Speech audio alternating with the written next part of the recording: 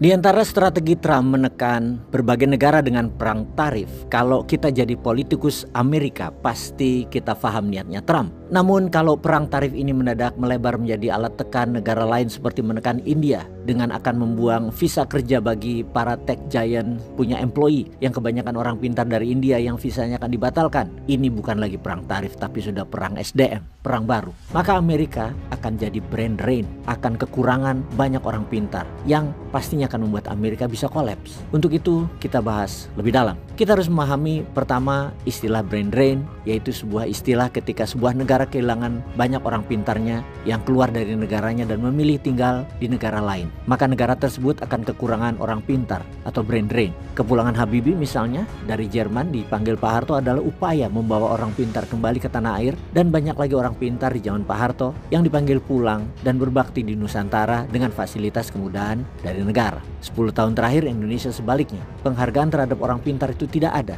Karya inovasi mobil listrik harusnya lebih awal dari Tesla, malah gagal karena gagal uji emisi. Padahal mobil listrik nggak ada emisi gas buangnya. Banyak lagi penelitian dan orang pintar yang akhirnya berkiprah di negeri orang karena sistem di Indonesia tidak menunjang otak encer mereka untuk menjadi karya yang nyata. Untuk itu kita menengok sejarah. Eropa di abad 18 dan 19 kehilangan ribuan orang pintar pada pindah ke Amerika. Sistem kaku, aristokrasi, dan pemerintahan negara-negara Eropa waktu itu tidak adaptif terhadap perubahan yang membuat banyak orang pintar pindah ke Amerika. Dari Inggris, Jerman, Scotland, Italia, dan banyak negara lagi. Mereka pindah semua ke Amerika sampai puncaknya migrasi tersebut adalah di tahun 1940-an ke Amerika. Dan sejak selesai Perang Dunia Kedua, Amerika memanen. Amerika memiliki 60% karya hadiah Nobel hingga saat ini. Orang pinternya di Amerika semua. Paten, jangan tanya. Setiap tahun ribuan paten dibuat oleh Amerika. Namun 15 tahun terakhir terjadi pergeseran. Jepang, Korea Selatan, dan Tiongkok mulai menyusul Amerika setiap tahunnya. Bahkan Tiongkok saat ini sudah meninggalkan Amerika jauh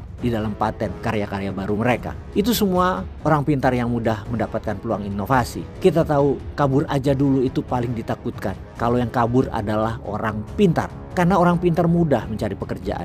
Namun kalau orang yang cuma jual tenaga, ya sulit cari kerjaan. Jangankan di luar negeri, di Indonesia pun sulit. Nah, yang keluar dari Indonesia 10 tahun terakhir banyak yang pintar-pintar. Itulah mengapa terjadi kelambatan karya anak bangsa Indonesia saat ini, karena keadaan tidak mendukung kreativitas mereka. Kita harus ubah agar mereka pulang, dan kita harus ambil peluang atas apa yang Trump sedang kerjakan. Ini kesempatan emas. Apa yang dilakukan Trump itu sungguh berbahaya buat Amerika, tapi peluang bagi negara yang pintar ambil kesempatan. Karena Trump menarget pekerja teknologi asal India. Trump mempunyai perintah yang tidak lagi memperkerjakan pegawai di bidang teknologi dari negara luar, khususnya India. Trump mau mengembalikan pekerjaan tersebut kepada warga Amerika asli Amerika. Tentunya maksudnya Trump adalah warga kulit putih tentunya. Bahkan Trump mengatakan stop memperkerjakan orang Tiongkok dan India dan kembalikan pekerjaan itu untuk warga asli Amerika. US teknologi harus berisi tenaga kerja dan otak asli Amerika yang dikerjakan di tanah air Amerika. Itulah America First, dan Trump mau Silicon Valley taat ikut perintah Amerika,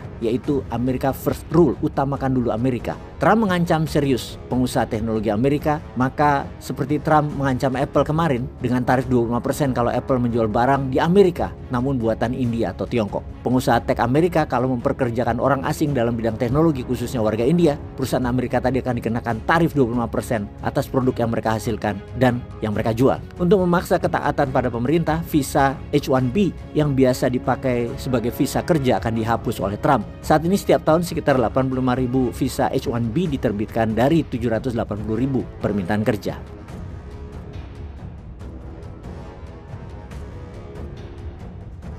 Dan sejak 10 tahun terakhir, 70% diberikan kepada orang pintar dari India. Membaca peluang ini, seharusnya Indonesia bisa mengambil orang-orang pintar ini untuk berkarya di Indonesia. Juga putra-putri Indonesia yang pintar-pintar yang bekerja di Boeing, di Tesla, di Google, dan banyak lagi untuk pulang dan diberi kesempatan dan kemudahan, terutama membebaskan karya tanpa izin INA itu, dan kemudian uang modal, sekali lagi, dimodali. Bebaskan aturan selama bisa menghasilkan dolar dari tanah air, digaspol aja. Berani nggak? Peace.